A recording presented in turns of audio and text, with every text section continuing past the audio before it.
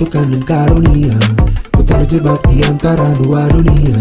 Jalani sebuah kutukan dan karunia, ku terjebak di antara dua dunia. Seorang ibu, urus anak-anak, dan juga sembari saya memperbaiki tanggung jawab saya kepada pihak-pihak yang terkena dampak dari situasi ini.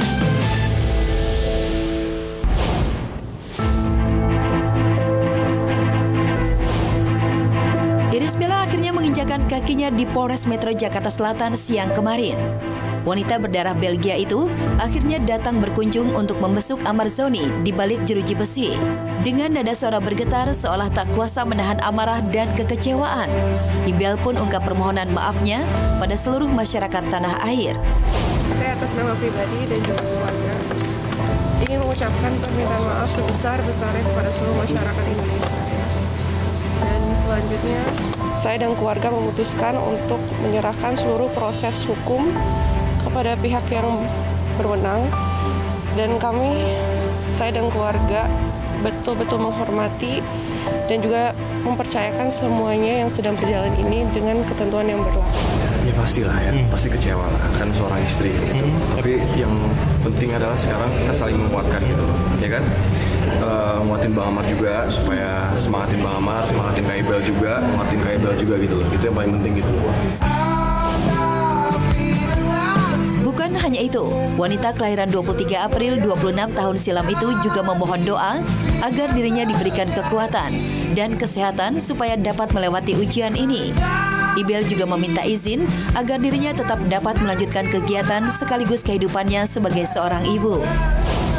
Saya mohon doanya aja, semoga diberikan kekuatan, diberikan kesehatan, ya bisa melewati ujian ini.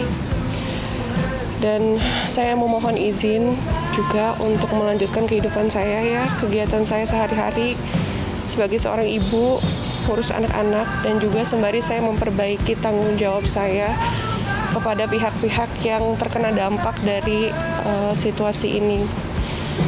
Itu aja sih yang bisa saya sampaikan saat ini, saya belum bisa ngomong banyak ya. Ya, situasi ini tentu terasa berat bagi Irish Bella. Terlebih, ujian ini beberapa hari menuju bulan Ramadan. Meskipun tengah terpuruk oleh keadaan, Ibel berusaha tegar dan menyerahkan semuanya pada Sang Pencipta. Dirinya pun mengunggah untuk pertama kalinya setelah penangkapan Amar.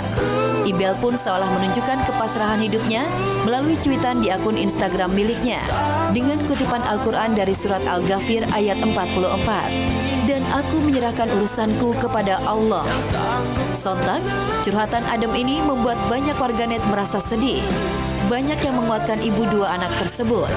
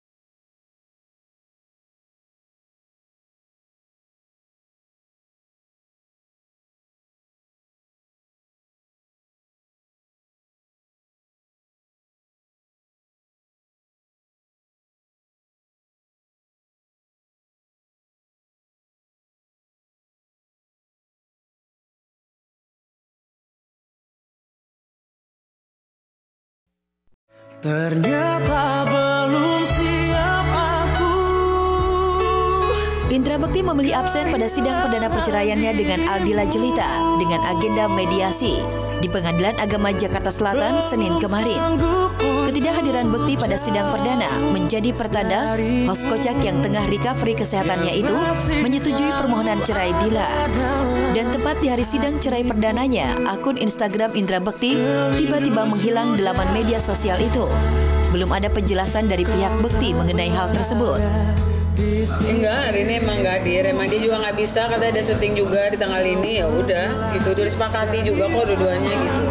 Ya cepet selesai aja, bisa biar temenan kita kali ini buat temenan aja dulu gitu. Kesepakatannya sudah dimasukkan, kesepakatan dari perpisahan dan mediasi dinyatakan gagal karena para pihak sepakat untuk tetap menjalankan perceraian.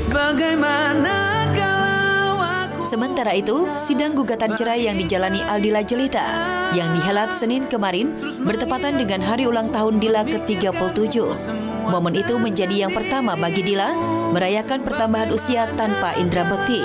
Lantas, apakah Bekti memberi ucapan selamat ulang tahun kepada Dila?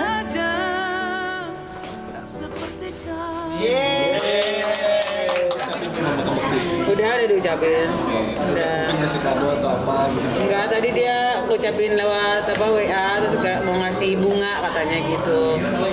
Kayak gini lucu juga. Ya lucu juga sebenarnya. Ini bukan maksud apa-apa, yang penting ini menyemangati aku kalau katanya aku punya awal yang baru, bismillah gitu, dengan nama aku sendiri, semoga barokah ke depannya.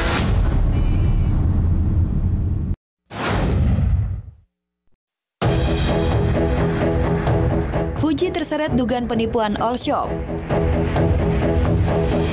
Penipuan bisa terjadi di mana saja dan lewat siapa saja.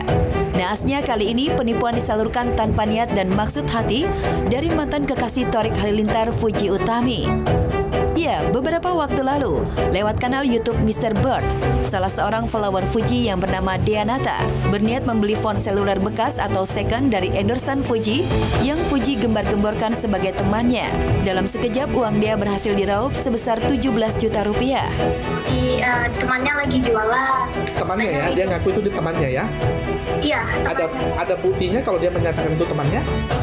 Ada kok di screenshotan dia lagi nge-review. Oke, artis-artis tersebut itu hanya ngendorse aja, tapi dia nggak tahu kalau sebenarnya dia endorse itu adalah penipu, dan ngakunya artis ini bahwa dia ini adalah apa tadi namanya? Temannya ya. Sigap dan cekatan menghadapi permasalahan, Fuji secara langsung menghubungi Deanata. Fuji juga ungkap permintaan maaf. Wanita cantik berusia 20 tahun itu juga mengembalikan kerugian yang dialami oleh pengikutnya kurang dari 8 jam. Baik kok, tadi ini udah di chat langsung, katanya ganti uangnya kok. Udah di TRF juga 17.400.000 langsung kok. Udah masuk? Udah kok. Oke, bagus. Jadi tapi yang TF siapa? Dari Fujinya langsung kok. Nah, tadi katanya sih timnya juga udah mau ganti ke yang ketipu juga, yang satunya kok yang ada komen di YouTube kok. Kan ku kejar mimpi.